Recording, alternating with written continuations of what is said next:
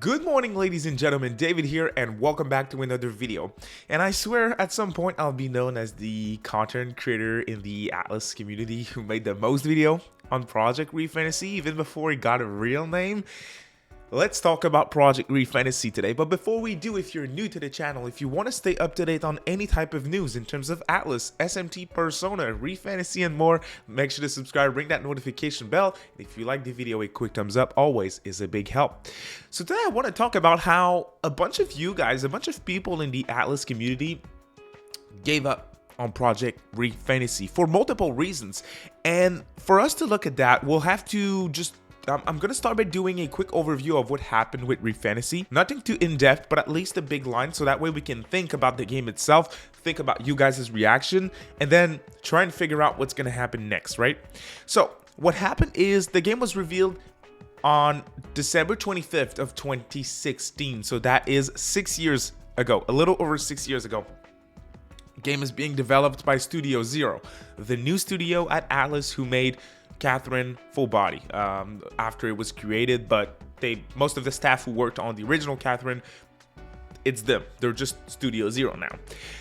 The game is said to be inspired by tabletop RPGs, Dungeons and Dragons, things of that nature. It's a medieval themed RPG, so it's a new IP, something completely new for ATLUS. We saw a little visuals here and there, minor trailers, music tracks from the game, but it's very minor stuff. The game was mentioned by Katsuda Achino, which is the ex-Persona director, so Persona 3, 4, and 5, not Royal, before Wada took over. Hashino is lead at Studio Zero, and he is in charge of that game, or he seems to be in charge of Project ReFantasy. And you guys know if you've been following me for a while, but at the end of every year in Famitsu, the biggest news outlet for gaming in Japan, they always interview Eastern developers in their last issue of the year, and they ask them to give New Year wishes, and sometimes developers in those articles, they talk about their inspirations and also their aspirations for the upcoming year. And Hashino was present in 2020, promising Project ReFantasy news in 2021. The same thing happened at the end of 2021 because there was no news in 2021 for ReFantasy, which means that he was in Famitsu again at the end of 2021, promising news for 2022, but there was no news, etc. So there was two years in a row we got the promise that we would get Project ReFantasy news, which is for 2021 and 2022, and here's where we're at, nothing.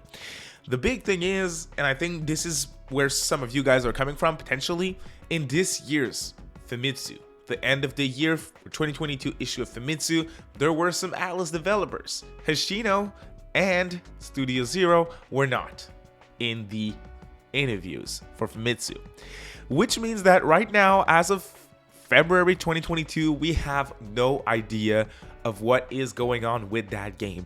Ashino said in the 2021 Famitsu issue that the game reached climax in development, which means that after 4.5 years, that's where they were at. So they were pretty deep into development.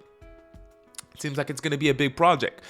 Now, I polled you guys asking, do you guys think we're going to get Project ReFantasy or Persona 6 first? And I was surprised by the answers. 69% of you guys said Persona 6 releases first, and 31% said ReFantasy releases first. And the reason why that is crazy to me is because Persona 6, we're assuming that it started development in 2019 to the latest, because that's when Persona 5 Royal dropped. So the game's been in development for 3 years or so. ReFantasy was revealed 6 years ago, over 6 years ago, which means it was potentially the latest it started development was 6 years ago. So do you think the game is that big? It's hard to say. It's hard to say. I know some of y'all potentially think it's canceled. To me, that's not an option. To me, that is not an option. Worst case scenario is they restarted development behind the scenes, and that's why they stopped talking about it. If you're a Nintendo fan, think about Retro Studio and Metroid Prime 4. It restarted development, but they publicly said it. I think it was like 3 years ago or something, to say, hey, Metroid Prime 4, unfortunately, we had to scrap it and restart over.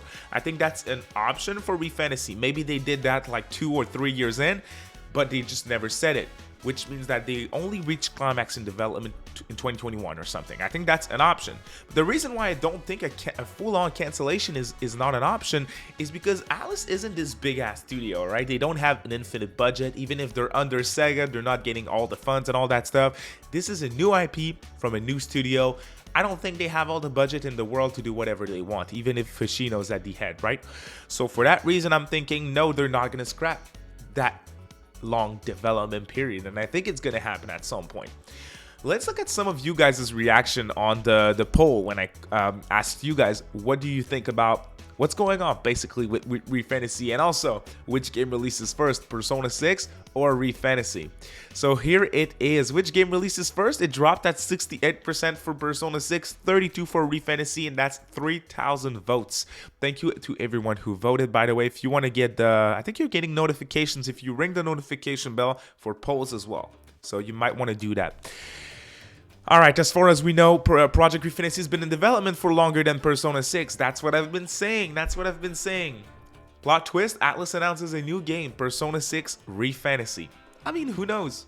David in 2057. Yo, you guys, Project ReFantasy is this year? I mean, they don't call me the dumbass with actual expectations for no reason. I vote for Trauma Center next. That would be really awesome. Maybe that's a topic for another video. Trauma Center should come back for sure. See, it seems like in the comments, people who bothered like voting, people are thinking, a lot of people are thinking ReFantasy. ReFantasy is just a fantasy. It's hard to say. Oh, I noticed a couple of Persona 3 remake. There's a lot of people who believe the recent rumors. You guys know my stand on it. So Persona 3 remake is something that people think could happen beforehand. Here's a random wild prediction. Project ReFantasy early mid-2024, Persona 6 holiday 2024. I can get even crazier and say Project ReFantasy this year. Revealing coming very soon. Who knows? Who knows?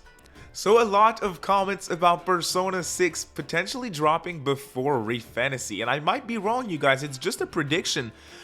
But I felt like it was interesting to just speculate about that game a little bit. And I still think it taking the Soul Hackers 2 spot from last year is possible. Like, you reveal the game next week or in 2 or 3 weeks. You full on reveal it. Release date for summer or winter 2023.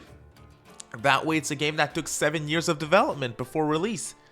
Think about it, guys. That is more than Persona 5. That is more than Persona 5. That is more than Shin Megami Tensei 5. And that's if it releases this year. So if you guys think it releases next year, then that's 8 years of development. If it releases in 2025, like some people were saying in the comments, that's 9 years of development for a new IP by a new studio at ATLUS. I don't know what to say, you guys. I don't know what to say. Maybe some staff was taken off the team from Studio Zero to work on Persona because of the momentum. Maybe that happened for Soul Hackers 2. We don't know what is happening, but I just think that it's closer than what most people think. Thank you all so much for watching this quick video. I hope you enjoyed it. A quick thumbs up is a big help. Have a great rest of your week, y'all. We'll see you very soon for another video. Bye.